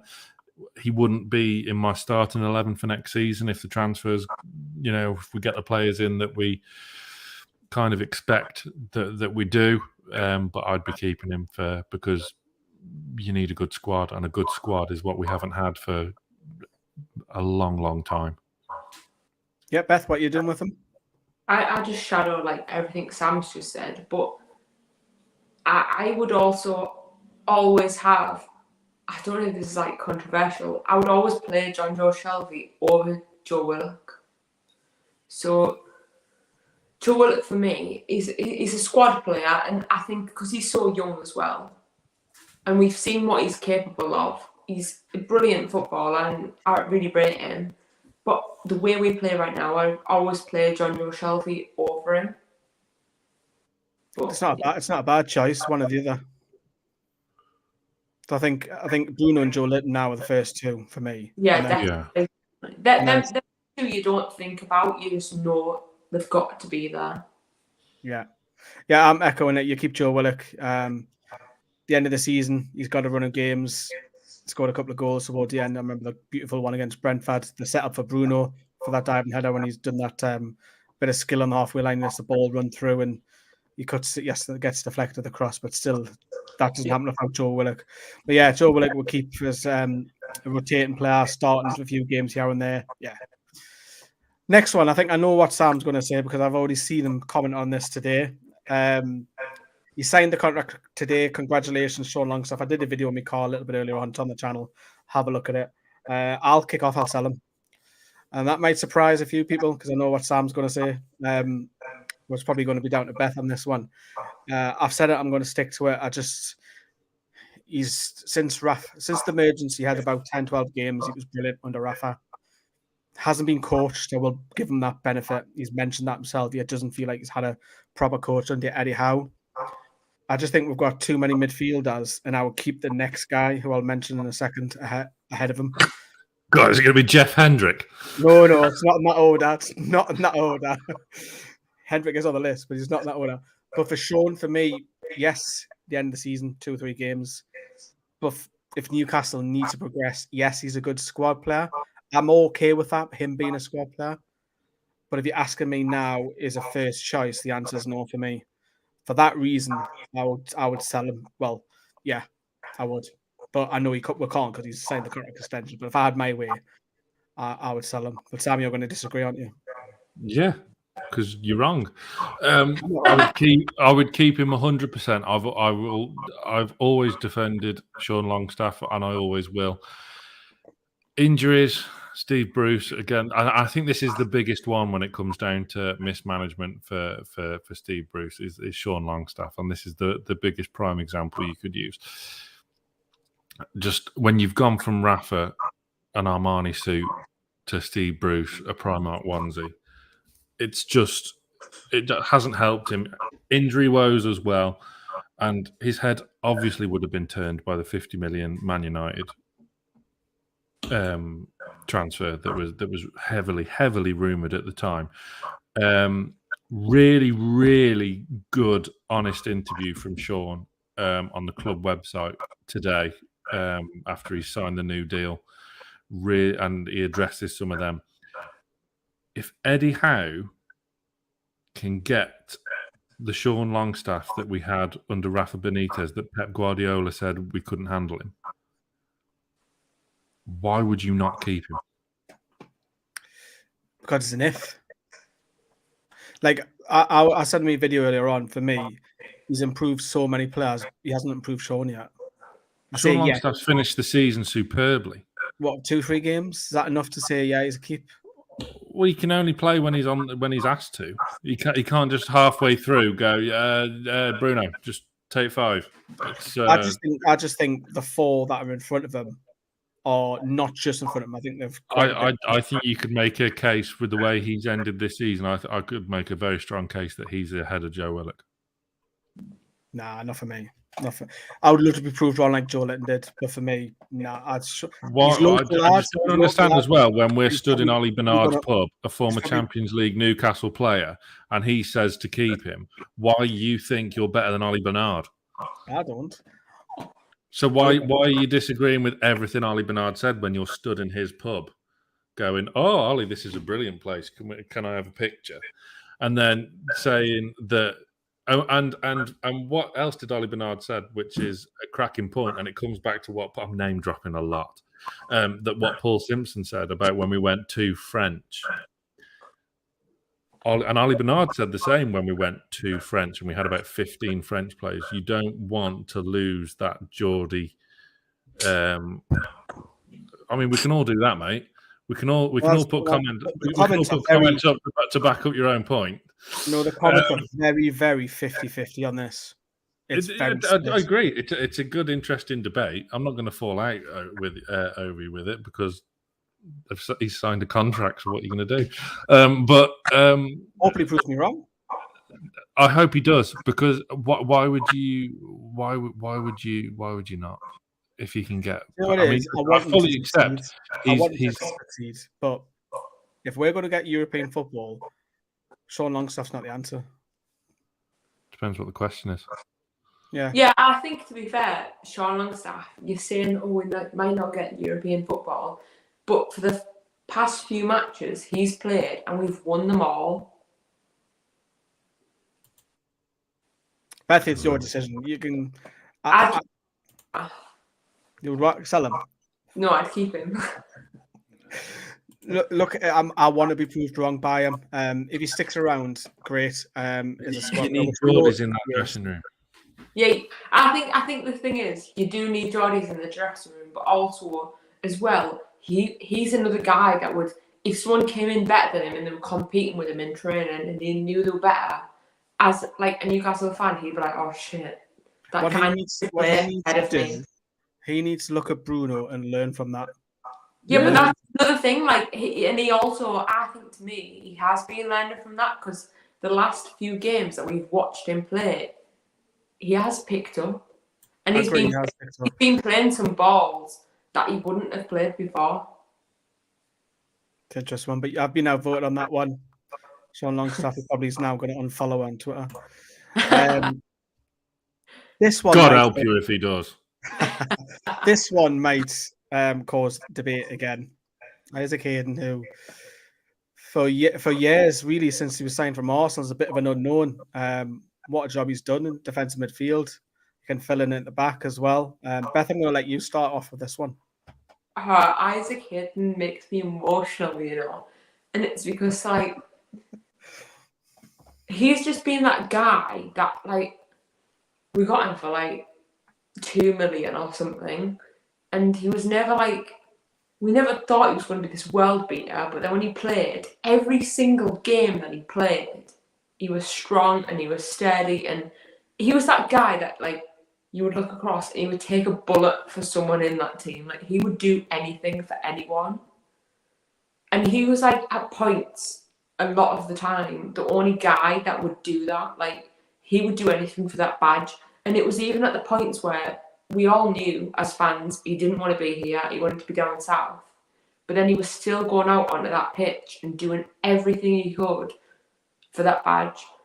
And it was like, now I would love him to be like a squad player, but that's just me, like, in my heart. But in my head, I would love to watch him go play football down south and, like, show everyone else what he's capable of, because there's been times where he was our hero and we loved him, and I would love other people to experience that and him to, like, be happy, because we all know right now he's not really that happy up here. He doesn't want to be up here, and he's I don't know, I just think there's other people now who would come like above him, but I don't necessarily always want that to be the case, because I just love Isaac Hayden.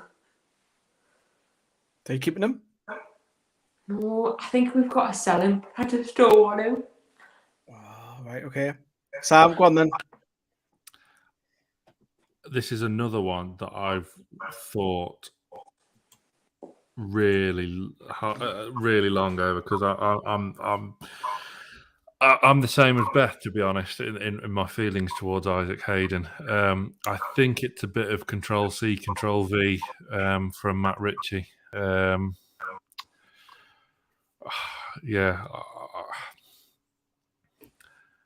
I don't want to say it, but I think it is. I think I would sell him because I don't think he fits into the way we play anymore. I'd love him to bits. He's been one of my favourite players from the past few years. There was a time where I thought he should have been called up to the England squad. He's just old school. Loves a proper crunching slide tackle, which you don't see very often anymore. Chipped in with some very important goals over the years. Not quantity wise, but that's not his job. Limited in the sense that he sits in front of the back four, but doesn't really have the passing ability of a Joe Shelby, and I think that's ultimately is his downfall and why Eddie Howe doesn't really fancy him. And he's had his highs. He's had his highs and his lows in his Newcastle shirt. And look, I've been a big fan of his. I'm still a fan of his. I think it's just the way we play now. I don't think it'll ever suit Isaac Hayden, and I don't think he fits into the way Eddie Howe wants his squad. Well, I'm outvoted. I would have disagreed anyway, because that was me thinking with the centre backs, him dropping back, he's the only natural defensive midfielder who could sit on the bench, bring him on if you win in a game, or if you've got an injury at right back, or even centre back, he's coming and he hasn't looked out of place. So for me, for squad depth, I would keep Isaac Hayden, but I'm outvoted anyway. But it's a sad situation as Mr. Mulliner is off for a drink. If you're liking this stuff and you're liking all the videos so far, if you can smash that like button, that'll be absolutely wonderful. We're 2 quarters the way through this video as well. 2 quarters is a half. 2/3, sorry. Of the way through this. We'll move on to the fabulous Jeff Hendrick, who has a record of scoring 100% of shots this season, and he scores 1 in 3 bet this season. Did you know that? So the thing about Jeff Hendrick is, I see him coming on, and then I tweet, "Oh my god, Jeff Hendrick!" And then 2 minutes later, he'll score a goal. Oh, that's what we thought, Molyneux. Yeah. So every time I see him warming up, I'll tweet purposely. I'm like, "Oh, Jeff Hendrick," and then he'll score, and I'm like, "There you go, everyone." Yeah, that moment at Molyneux when the keeper's down, Sam, and he things it in the corner. We were all got mad, weren't we? Johnny jumped on me when that happened. Yeah, nearly lost my footing. But that again, at the end of the day, Jeff Hendrick's going to be a Newcastle pub quiz question for the rest of time because he scored the final goal under Mike Ashley. Oh, he did. Yeah, and he's got a 100% shot ratio this season, which is mad. But doesn't it tell you though? You couldn't even get a game for QPR towards the end. Yeah, when he was on the bench. So, if anybody would like to disagree on this one, I mean, both of you, please pipe up. Right, I think we should keep him. Do you know that's now going to be clipped? You lie. So we're getting rid of Jeff Hendrick. Yeah, I'm not even going to say a good servant. It's when he was signed or even on a free, I was like, oh Christ. I wasn't. But this is the change of attitude now from where we were, like sort of desperate free transfers, loans, Steve Bruce era. I thought, you know what, good squad player. Everyone was swooning over his debut again at West Ham. I didn't think he was that great, and Steve Bruce, of course, played him out of position. Kind of like a narrow right mid, like Joey Barton used to play for us back in the day. But yeah, just no. Yeah. Should have gone to Milan. Yeah. Everyone's just saying his first game at West Ham. Yeah, that was a great win 2-0. Okay, so Jeff Hendrick is getting sell on. See you later, Jeff. Matty Longstaff it's a tough one, this one. Because now he has to. I don't think this is a tough one at all. Well, this could be a sentimental one, who knows? But if he was to be selected, he can't now be selected for under 21s. He's now gone past that age. So he'll take up a space. As much as I want him to do well, he has done well, and I think he is way better than League Two. I think it's time to go, unfortunately. I'll start it off. I think Matty Longstaff And you might have a great career. You're still a young kid, early 20s. Hang on. So you're loaning out Cal Watts, Yes, but you want to sell Matty Longstaff, who's younger. because the 6 midfielders, so I'll keep in front of him. So you loan him out. This is an Well, easy one. You loan him out. So you loan him out again? This is a guy who needs a good championship loan. For me, I'd sell him. I just don't think he's going to make it in Newcastle.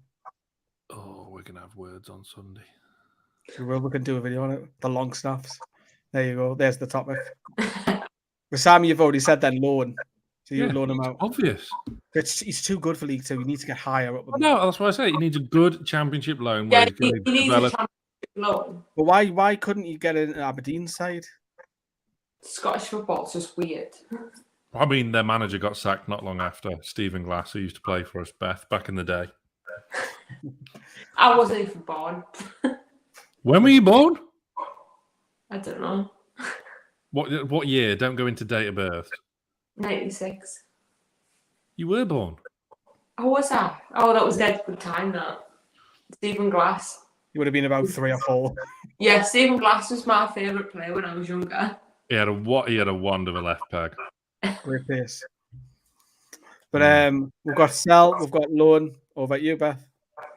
No, he's got to be. I think Matty Longstaff's got to go on loan because he's in League Two right now. But also, when he played for us in the Premier League, we were all like, "Oh, we can't sell him. We've got to get him another contract," because we all rated him then, and no one can lie. We all wanted him to stay. And then he went to Scotland. Their football's a bit strange anyway in Scotland anyway. So that didn't work out. But at Mansfield, he hasn't done badly. Like, he's done quite well. So I think a loan for Matty in the Championship, that would work. Again, it's quite mixed. It's quite mixed in the comments. Sell and loan. There's a mixture of everything going on. It's mixed because he's been in, out, injured, in, out. He had no consistency over the past couple of years, which he just needs a good, solid championship, or if you're going to be really pedantic, top level, top of League One loan. I mean, Borough. Send him to Borough on a season-long loan. That'll do. Yeah, send him there. Right. Yeah, but it's mixed in the comments. People are loan and sell. But I've been outvoted on that one. Matty Longstaff we're going to loan. I have brought You're up being outvoted by me and Beth quite a lot in midfield. I quite like it. That's good. With It would be a bit boring if we all agreed. I think we've only agreed on this on the normal certainties. We've been a deadlock only once. Yeah. I'm bringing up Rodrigo Vilca because he is technically out on loan. I didn't even think about this one. Because he is out on loan, so I'm classing him in this list. But sell him. I've watched him at under 23 level. Good on the ball, can go past the plans at midfield. He went out with Doncaster, which was League One, done well there. But he's getting loaned back to Peru. Peru, of all places. Yes, the nice Peruvian. But that's a strange loan for a player to go back to his homeland. What's he achieving there? Why doesn't he? Because he speaks Spanish. Why doesn't he go like Secunda division or something like that, or to learn his trades? For me, I think yes, it's $250,000. We're not going to get much back from outsell him personally. Sam, I'll let you go. Yeah, no, I agree. I don't think he's ever going to cut it anywhere near this level. Yeah, so. Beth? Yeah, I think he's an obvious sell. Like, he's one of those players that at first you thought he was going to be a bit exciting, but nothing's shown you any evidence since then. Like, his stats and everything, like, they're just not living up to expectations, are they? So I would sell him. Rodrigo Vilca is on his way. This one might split opinions because he has been on form towards the end of the season. Beth's covering her face. Go on, Beth, you can go first then. Oh, I just love him. How many players do you love? I really, really, really love Big Almiron. And I don't know why. I just really like him. But I also think, like, the last few games that he's played under Eddie Howe, he's been more of the player that we thought we were going to get when we signed him. So that's kind of my argument for that. But he also, in them games, he's produced more than, say, like Jacob Murphy, who would be the alternative as the squad player. Because we both know next season he won't be the starter, or Jacob Murphy won't be the starter. But I think he provides more, and I think he's the better footballer. And also, I've just got to like say something like in my heart, like my Go on, speak from the heart. Speak from the heart. My sister hates football, but she loves Miggy Almiron. So speaking for her, I've just got to say, keep Miggy Almiron, or she won't like Newcastle anymore. But I do think he's got more to give, and he looks more of a positive player under Eddie Howe. And I wouldn't mind keeping him in, like a squad player for Miggy. I wouldn't mind that. Compared to Jacob Murphy, I wouldn't mind it. Yeah, Jack Grealish is a bit of a knob, like as I mentioned in the comments. Yeah, he is a toss. Yeah, he is a massive knob. Absolute twat. You're saying, did you say keep? Sorry. Yeah, I'd always keep Miggy. I love you, Miggy. Sam, would you keep him? I don't know what your thoughts on this one. He runs a lot. How can you have a winger with like no assists all season? Well, he got one goal. It was a wonder goal. Like, and don't get me wrong, please all vote for Miggy's goal for goal of the season. But I tell you what, that goal doesn't happen without a wonder pass from Bruno. So the pass makes the goal, and the goal makes the pass. One of them. So, I would sell him. I think enough's enough. Sorry. I would. Get any sleep now? Well, try having 2 kids, then you'll know what not having sleep feels like. I would sell him. I mean, look, if this was Christian Atsu with no assists and 1 goal, what would we all be saying? Yeah, we'd be slating him. Wouldn't we just? Sorry, Beth. I agree. Time to go. It's time to go, as Claude would say. God rest his soul. I'm going to have to turn my camera off now while I cry. Yes, towards the end of the season, he has looked a little bit more better decisively on the ball. And he does link up with Bruno much better. But for me... Can't cross. Not for me. He's just... Do you know what I think, though? He gets played as a winger, but he's actually a cam. Yeah. Well, he moved into the 10, didn't he? When Joe Linton went off, injured, because then we went 4-2-3-1. But I just don't like when he's on the right and he has to go all the way round. He can't just cut inside and do whatever. He's got to go back on himself just to stay on his left foot. It's just... No, enough's enough. I don't dislike the guy. I think he's great value, and you can't not love him. Yeah, because of that little cheeky smile. And but yeah, enough's enough. I think he's. I just don't like how his goal against Palace was brilliant as a rarity, but normally he would stop the ball and then cut in and go sideways. And that used to frustrate the living fuck out of me when he used to do that.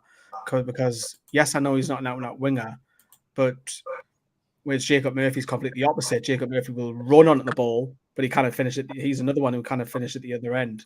Put it in the net. But yeah, Miguel Miron's just it's not for me. If he's kept around for squad depth, great. But I think the little Scottish man offers a lot more, which we will come to him. Adrian's comment, I remember saying that.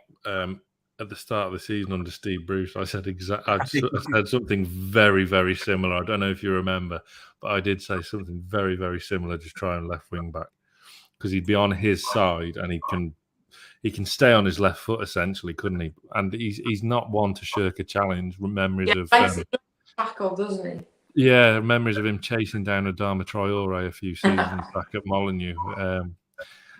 Yeah, maybe, but again, we don't play with wing backs anymore, so it's kind of a moot point now. Jacob Murphy, then. I'll start, sell him. I think I know Sam's going to be sentimental. He supports the club and what have you, and I know you're going to say that. But is he an actual Premier League? Not when Newcastle away go. Is he an actual Premier League player? He's not for me. I think he does the business in the Championship. He's proved that at Sheffield Wednesday, where he was getting loads of goals, he was getting loads of assists. He's been through on goal 3 or 4 times this season, 1-on-1, and he can't finish. He can't finish. Every single time he's 1-on-1, he can't put it away. I think, yes, he gives Eddie Howe options because he can play right back, right wing back, right wing, possibly do a job on the left. But there's not enough for me. And Miggy's the same. They're very similar for me in terms of the ability-wise. They're different types of players, don't get me wrong. But for Newcastle to progress, these two need to go out the door for me. So I'm saying get rid of him, Jacob Murphy. Beth, I'll let you have your say on this. I'm stuck with Jacob Murphy, I don't know what to do with him. Do you love him? No, a little bit. But it's like, you have these games where you're like, oh, look what he can do. And then he's got these other games where you're just like, he's useless. But then I read this stat earlier on where in our team, he's the 3rd best player at getting the ball in the box. Yep. So then I was like, oh, maybe we should keep Jacob Murphy because he could be the squad player. So then maybe I would keep him because also in certain games, like even cup games, he would come on and know what all of the fans wanted. Like he is that lad that would come on and he gets it. Because when you watch matches where he's played, he'd be the last one on the pitch clapping the fans because he knows what it means.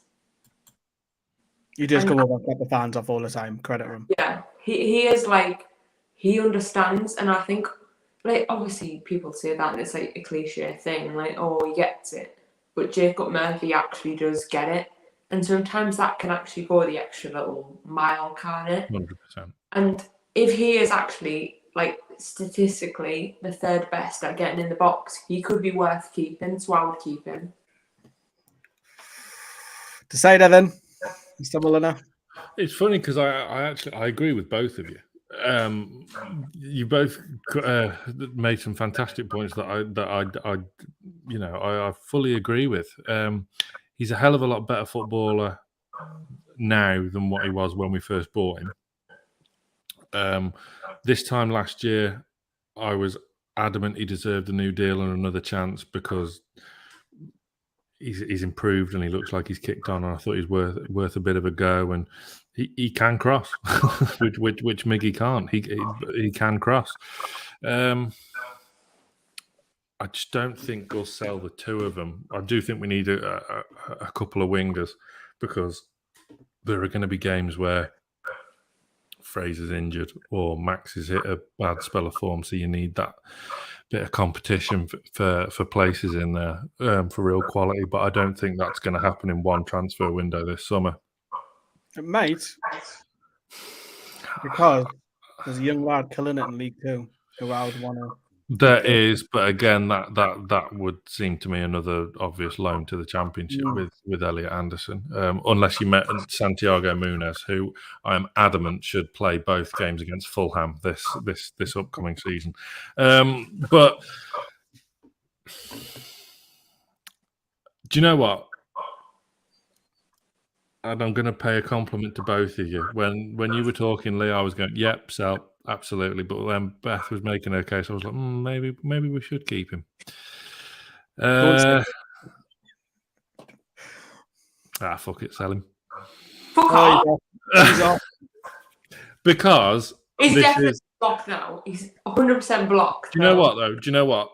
That's because this is what I would sell him because it's what I would do, but I would also bring in 2 wingers this summer. Yeah. I think he will stay. I don't think we'll bring in 2 wingers. No, in real terms, I think Jacob Murphy will stay this summer, and I'm perfectly comfortable with that. The wee man, Ryan Fraser, is up next. Easy. Go on, Sam. Then since you're saying it's easy. Keep one of the better. And who would have thought he's playing on a winger? He's playing on the wing. one of the best wingers outside the top 6, playing on the wing, doing winger things, is good at playing on the wing. Why Steve Bruce played 4'2" Ryan Fraser in centre midfield, I do not know. Absolutely crazy. Keep, obvious one. The guys on his day, his class just needs to keep fit, which is always the frustrating things with these kind of players. But I'm a big fan of his. There's still more to come from him. Keep 100%. Beth? I would keep him because I also think there's a lot more to come from him. Like, if he is fit, the team plays differently. Like, the team plays more attacking football and it's more exciting for us as fans. But also, like, if he is not fit, the whole thing changes. Like, we then look at the team, we're like, well, who's going to fit in to the way we're playing now? Well, you just said you'd keep Jacob Murphy. Sure, we're not anymore. But like with Ryan Fraser, no, I am a fan of Ryan Fraser and the way he's been under Eddie Howe. Like when we got Eddie Howe, one of the first things I said was, I can't wait to see Ryan Fraser under Eddie Howe at Newcastle. And he has been exciting and he's been everything we expected. And it's brilliant, but he's so injury prone, it's a bit scary.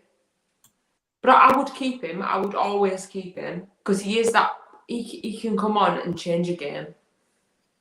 But if we can have Fraser and Wilson fit, if we can have those two fit all season. Yeah. Callum Wilson fit by weight. Incredible. Yeah. I think we're all going to agree Ryan Fraser. Even if Newcastle were to strengthen the wingers, I think even a squad player, it'd be great. Yeah. To Beth's point, that's why we need, ideally, 2 new wingers. Yeah. Now, the next guy, very flamboyant, saint-maximin. I've seen this a few times. It's caused debate in our WhatsApp as well, Sam, isn't it? And I'm not one of them because there's a couple of them, I won't name them, but there is a couple of people in NFTV who don't want to have ESM. And I was like, he's out. Yeah, I mean, we don't need to name names, but they know who they are. They're just thick. It's like, he's out of form. Yeah, towards the second half of the season. But look what he's done previously. He's shown you can't get rid of saint-maximin. I'm going to say it straight away. You've got to keep him because of what he brings as well. I think the last couple of games, he's learned not to be as selfish as much, hogging the ball. Where I've seen crosses in for Wilson. And I've always said this, haven't I, Sam? Him and Wilson link up so much better than him and Wood. Yeah. And he's got to stay. And people are saying, "Oh, cash in on him." Why would we cash in on him? Why? Because if you're talking about replacing him, you don't need to replace saint-maximin. You need to replace Murphy and Almiron. saint-maximin stays for me. Not Almiron. Get rid of Almiron. Sorry. Yes, Beth, keeping him. Yeah, I think you've got to keep him, and I also think like. He's made that interview, hasn't he, where he was like, oh, I'll get more goals and assists depending on who's around me. And at first, we were all like, oh, you shouldn't say that, that's really bad. But when you actually think about what he's saying, the quality of football he can produce, we all actually deep down agree with what he's saying. Like, if he had better players around him, he would have more goals and he'd have more assists. And I think he's exciting and he is that player that, like, we all want to be playing week in, week out because he can change a game. And obviously he has these games where he's not really up to much. But he can change a game. And in the last few weeks as well, I've noticed he has been getting back more and he's been taking more responsibility on his shoulders. But no one's actually not that. Everyone's still griefing him. Yeah, there's too many griefing him because he's that star player, if you want to call it that. People expect him to come on and score a hat-trick, and then you're like, but he can come on and he can deuce me. But then there's people like, oh, well, he hasn't chased him. And you're just like... Yeah, Sam, you're keeping him on you. Why? Because you get quite on your high horse when a couple of the lads mention it, don't they? No, I don't get on my high horse. Oh, you do get on your high horse. Even though I look good on my high horse. You do get on your high horse. You're galloping towards them already. I can see you coming from Shropshire all the way to the Toon. this is just really like genuinely pissing me off so much. And Is it it becoming takes a really lot for me to nostalgic? get genuinely annoyed these days. You know, you've gone from Mike Ashley, Steve Bruce, relegation battles to looking up towards top half European football, looking up, and he's a big part of that. And why are you complaining about him? Why? What? It's just this mindset of, do we cash in on him? That's Mike Ashley's Newcastle mindset. Oh, we need to cash in on this player now. Yeah. No, you don't. We're not a selling club anymore. Let's get the one thing right. I know, and don't get me wrong, I fully am aware that it's still a bit dirty to talk about players of such quality coming to Newcastle. But Alan Saint-Maximin is the guy who's kept us up pretty much on his own for the past 2 years. He's the guy that can get you off your seat. He's the guy that can change a game in the blink of an eye. He's the guy that can do all these things. He's the guy that teams have to double and triple man mark, so just to stop him, because there was a time where you stop ASM, you've stopped Newcastle, that's fine, clean sheet, job done. He's the only player with real world-class potential in our squad. And yes, he has got a long way to go to reach world class, but he can do it. There's no two ways about it. Beth's made a fantastic point, which I echoed on scoring the players on Sunday, which went largely unnoticed. He was tracking back a treat. He was tracking back an absolute treat. The Arsenal game, we saw like the layer of his game that we all wanted. He was playing the easy pass. He was doing more sensible things sometimes, and not just getting the ball and running with it like he just wants to do all the time. There's a player to develop there, and he's just an absolute ledge, and he's just so great value, and he just gets the area, and he's just everything we all love a Newcastle player to be, whether it's you know, your Ginola, your Ben Arfa, your Ket Spires, that one with a bit of a screw loose but a bit of a genius at the same time. Why would you ever want to sell him now is beyond me. But yeah, easy keep. Elliot Anderson, what a season! What a season! Oh, he's been incredible, hasn't he? Oh, I mean, again, he's probably another one. He's too good for that league. Now, I think we're all going to agree we're not going to sell him. It's what you do with him. Do you put him out on loan to a higher end side, or do you mix him in because he doesn't actually need to be registered for the 25-man squad because he's out the age bracket? I'll start it off. I'll keep him. I don't want to loan him out. I'll keep him amongst the squad, assuming he can stay injury free. And this is the season where he's got to start getting minutes, because if he doesn't start getting minutes, he's going to be one of those players like Callum Watts, like Matty, hanging around maybe a little bit too long. So for me, I would have him in the squad, and I would then elevate him ahead of Miggy and Jacob Murphy. That's what I would do with Elliot Anderson, whether he's in number 10, whether he's out left, which he has been for Bristol Rovers. I'm keeping him amongst the squad. Beth, over you. I think like the thing with Callum Watts is we've watched him have this season, well, half season, where he's been brilliant, and we've all been fans of it. But where we are now and what we're going to bring in, and in terms of him, he might not fill this position because he's so young. I don't think that's the point with him. I think he needs to go on loan, because he has got so much like ability, and he's like, he could rise so far. Like what he's achieved this season is brilliant, and he's the kind of footballer that needs to be playing. Like he needs to be playing week in, week out to rise further. He wouldn't be happy just sitting down, like waiting for us to bring him on for like 30 seconds at the end of games. I think he needs a season on loan, but in the Championship, because obviously last season he was with Bristol Rovers. And even if, like, worst case scenario, he went to them again, but I would rather he went to a team like Blackburn. Good shout. I think that would be a great team for him to go to. Big pre-season ahead of him, massive pre-season, because Eddie Howe will have a good look at him. Yeah, I think you've been hoisted by your own petard, Mr. Lawler, because you said he should get minutes, but by staying in the squad, ahead of Miggy he's and not going to Almiron. get. He's not going to be ahead of Miggy Almiron, is he? No, but that's what I would do, because Miggy Almiron and Jacob Murphy still get minutes. For me, that now, next season, assuming Elliot Anderson has a good pre-season, that should be him getting those minutes going forward. He's the next one. He's the next guy behind ESM and Fraser. And then we could start looking at elevating. That's what I would personally do. I think this is a good debate, this one, because you can load him out and have a fantastic season, or you can have him amongst the first team. But if you're going to have him amongst the squad, he's got to play some games. Yeah, it's just a championship loan all day, every day. Got to be on the board. Yeah, it's a loan every time. You can't. He won't get the minutes needed for him to develop.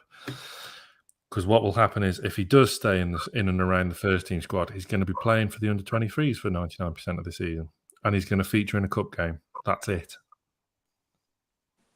So it's a loan. Okay, like the video, one of our own there. Yeah, so Elliot Anderson, I've been outvoted, and I think that's a healthy debate, because you could probably argue both sides of that, because it's a healthy argument. A lot of Fortune fans are pinning the hopes on him. We've got 3 players left, and then we're wrapping up. We've got 3 strikers. Nice, easy one, Beth. Callum Wilson.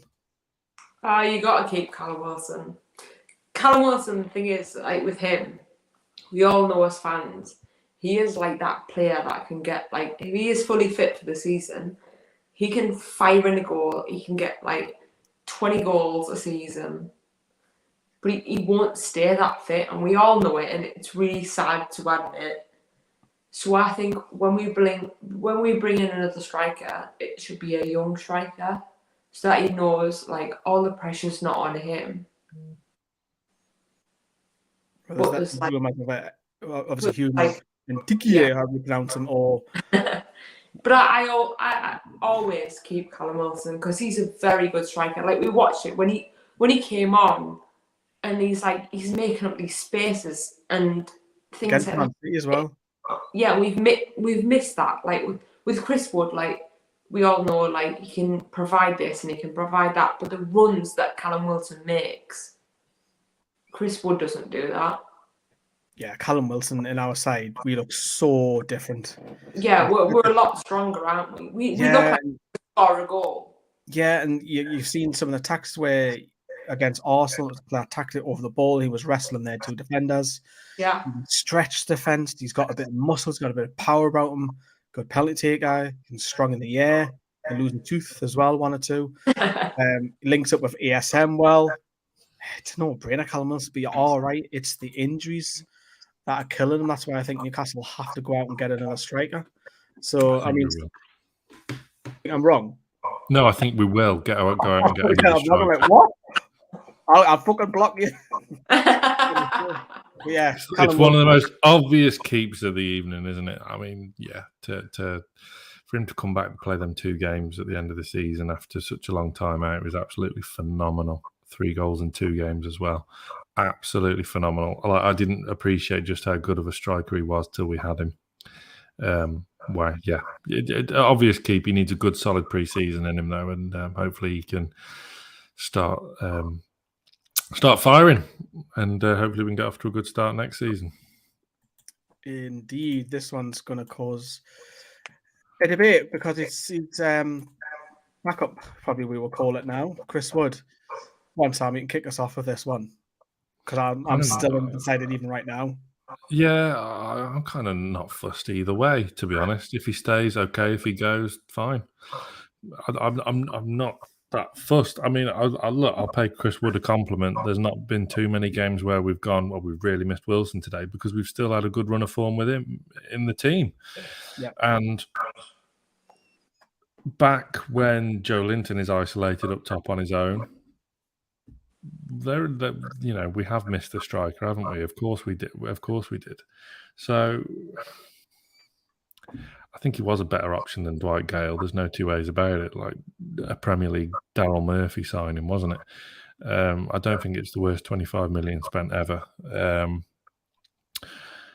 I think there's way worse than him. It's weakened Burnley ultimately to their downfall. I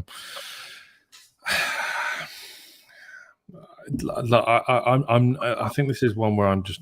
It's fine if he stays as like a third choice striker. I'm perfectly fine with that because I think he's a better option than Dwight Gale. If he goes, he goes. It's. I don't really lose sleep either way, to be honest. We've still got strength in though, haven't we?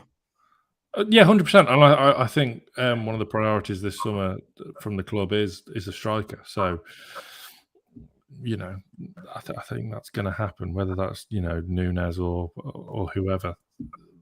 I take it. Are you keeping Wood as a squad player then? As a third choice striker that will just pretty much only ever play cup games or an injury crisis. Fine, whatever. I'll keep him. But he's not the answer. Of course, I think I'm the same as well, to be fair. I think if we keep him, obviously we'll bring another striker in, whether it's Arsenal striker, whether it's Ligue 1 striker, Nketiah. Nketiah is staying at Arsenal today. He's signing a new deal. Yeah. Has he signed that? So I think whether it's Ekatike.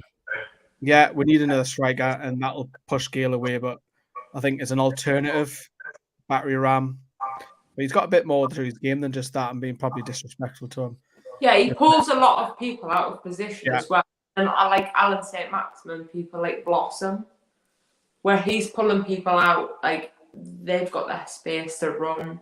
So I think people like judging him off his goals and things, but he hasn't been that bad really as a sign-in. And the 2 goals he did score were very important. Yeah, they were. Yeah, one of them he won himself with a penalty, didn't he? Yep. Yeah. But look, we're not. I don't think we're jumping over hoops, whatever decision. But I think he'll just stay, just for the fact that he's a squad player. Just for the banter. Just for the banter. And the guy who just seems that he's hanging around forever, he always seems to get contract extensions. Are we all unanimous on this one? We'll get rid of him. Yeah. Should have been gone. But it's not like 2 years you ago. don't want to get rid of him because he's shite. You just know that, like, right now he's hung around for too long. But what he's achieved in this team and the way he brought us up from, like, the championship of things, we'll all always appreciate that. But, like, since then, he hasn't really given us a reason to keep him around. But we'll always, like, we'll respect him. For what we'll always have Leeds away in the championship, won't we? Yeah. Yeah, I think it's every manager, Rafa, Bruce, Eddie Howe, just haven't fancied him. That tells you. Yeah. Tells you. I mean, not so much Bruce, but I mean the other two. Just tells you that you need to drop down the division. I think and have a couple of years, because if he's just hanging around, he's not going to play, and he's on quite a bit of money as well. He's on 50k upwards, isn't he? Just a classic Mike Ashley, Lee Charnley. But he's not he's not a terrible football player as well. We all know he'll go and score goals. Yeah, they say that in training that he's a moaner. If things don't go his way, he gets upset. Yeah. So he's a twister and a moaner because if he loses, we want him in the championship. He's a winner. He'll be a goal scorer in the championship. That's probably why he was kept for so long, in case we went down. Yeah. And there's your striker for the summer. Yeah. Madness. But that is it. We've rattled through, like, I don't know how many players we've got through there, about 30 odd. So it must have been 2 hours stint there. Coming up, as ever, Sam, I want to thank you so much. It's all right. What's kind of, it's what I'm here for. Kathy enjoyed it. Yeah, I loved it, mate. Yeah, we'll get you on again very, very soon when we're doing a live video. If you are watching, if you can hit that like, please do get us search more on YouTube for the search analytics and what have you on YouTube. Please do smash that like. Do you want to on the show on Sunday? Can you tell us, or do you want to tell us what kind of genre this guest is in? What about the genre? How to explain it without giving it away? They're very much to do with a former Newcastle manager. So stay tuned for that. members. There is a new membership which is only 99 pence now, which is active. You can join and find out who they are. 99 pence. Oh, that's it. Bargain. But yeah, thanks everybody. Thanks Beth. Thanks Sam. We shall see you later. We've done all the players. If you stayed with us all the way through, I would take my hat off you, but not on camera. See you later, everyone. Ta-da. Bye-bye.